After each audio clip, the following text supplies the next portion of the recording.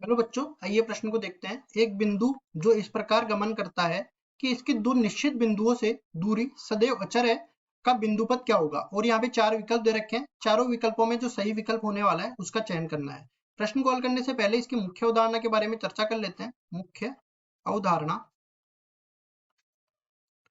सबसे पहली चीज, बिंदु का बिंदुपथ क्या होता है। बिंदु का बिंदुपथ, बिंदु का बिंदुपथ मतलब वह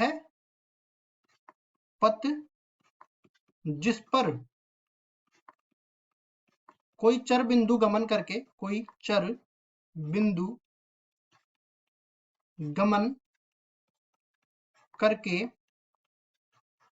वक्र का निर्माण करता है, वक्र का निर्माण करता है।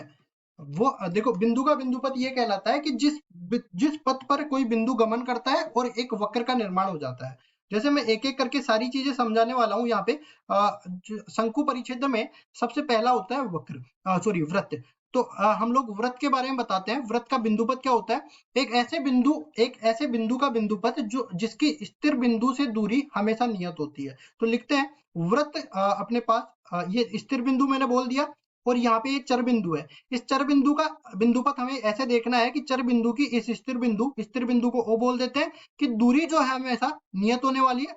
दूरी हम लोग त्रिज्या के बराबर मानते हैं और स्थिर बिंदु को हम केंद्र के बराबर मानते हैं हमेशा। अगर मैं इसको पूरे को घुमा दूं ना इस तरीके से, तो ये जो चर बिंदु आया ना, जो वृत्त की परिधि पर स्थित है, उसके केंद्र से दूरी हमेशा त्रिज्या r के बराबर होती है। तो यहाँ पे मैं बोल दूंगा कि ऐसे चर बिंदु का बिंदुपथ, तो देखो वृत्त के बिंदुपथ की मैंने परिभाषा लिख दी है, मतलब सी विकल्प तो हमारे पास हट गया, क्योंकि इसमें एक ही बिंदु होता है, दो बिंदु नहीं होते हैं। उसके बाद में हम लोग आगे बढ़ते हैं। दूसरा अपने पास आ जाता है दीर्घवृत्त, दीर्घवृत्त। अब देखो इस तरह से समझते हैं कि इसका पहले तो मैं परिभाषा लिख देता हूं इसके बिंदुपथ की। ऐसे बिंदु का बिंदुपथ, ऐसे चर बिंदु का बिंदुपथ जिसकी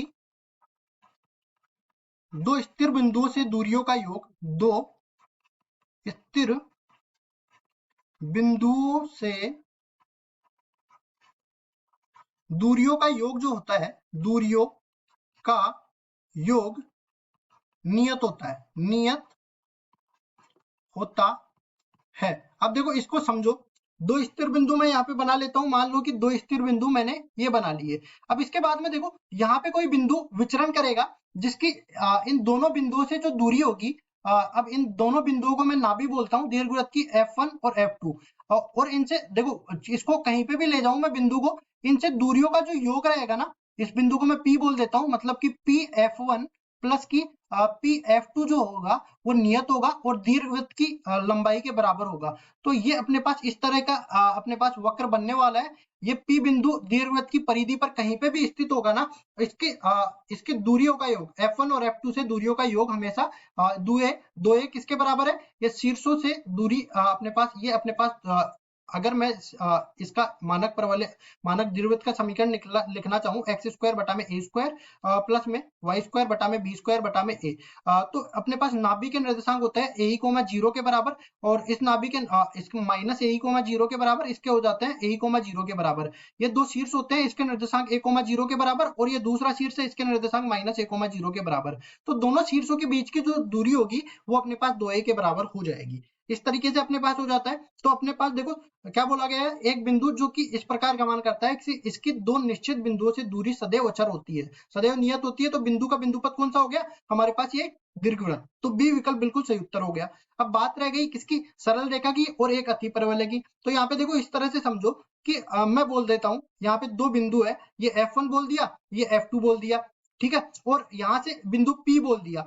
अब मैं बोलता हूँ ये देखो PF1 प्लस PF2, ये अपने पास किसके बराबर आ गया, F1 प्लस F2 के बराबर। और ये जो अपने पास F1 और ये जो दूरी आई, ये बिल्कुल मिनिमम दूरी आई, मतलब जो है न्यूनतम मान।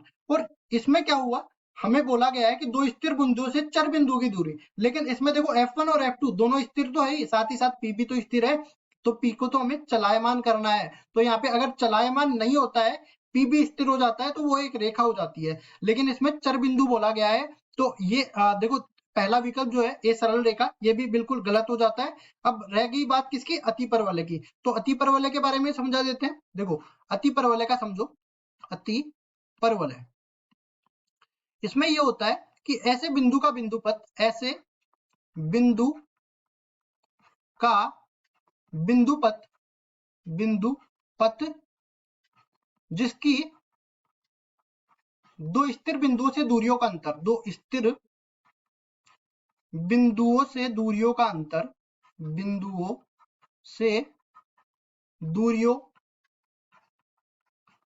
का अंतर हमेशा नियत होता है, हमेशा नियत होता है। और इसमें भी देखो जो दो स्थिर बिंदु है ना, उनको नाभिया बोला जाता है, तो ये इस तरह से बन जाता है, इस चर बिंदु तो P हो जाएगा और स्थिर बिंदु अपने पास PF1 गुणा में PF2 माइनस में PF2 बराबर में ये नियत जो होता है वो भी अपने पास दीर्घवृत्त की दीर्घ अक्ष की लंबाई के बराबर हो जाता है। अब इसको समझो, देखो दो हमारे पास नाभिया, ये नियत है।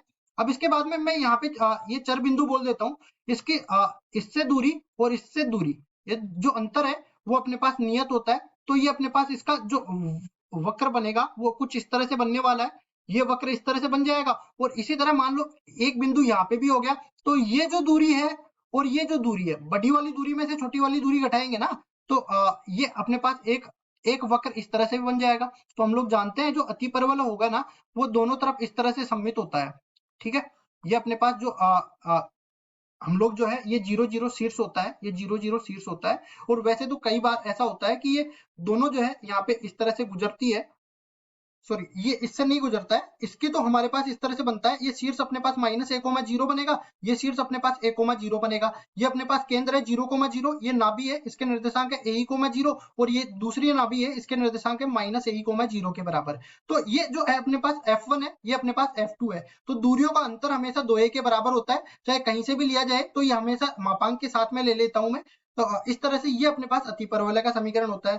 अब देखो यहाँ से मैं अगर इसको दूसरी तरीके से समझाऊं, मैं यहाँ पे ये F1 बोल देता हूं मैं, और ये F2 बोल देता हूं मैं, ये P बिंदु बोल देता हूं। अब देखो PF1 और PF2 ये दोनों के बीच का अंतर जो होगा, यहाँ पे मैं देख सकता हूँ PF1 माइनस में PF2, ये अपने पास F1 F2 के बराबर आ गया, जो कि अपने पास अधिकतम मान है, जो इसका अधिकतम मान है F1 F2। और ये तब है जब P को भी हमने स्थिर कर दिया, लेकिन P को स्थिर नहीं करना है, ये अगर स्थिर कर दिया तो एक रेखा बन जाएगी, लेकिन स्थिर नहीं करना है। तो यहाँ से देखो अंतर अगर आता ना, तो ये अति परवलय हो जाता, तो ये भी गलत हो गया। तो हमें केवल इतना बताना था कि दो निश्चित बिंदुओं से दूरी सदैव अचर होती है, तो दूरी का योग जो है अचर होता है।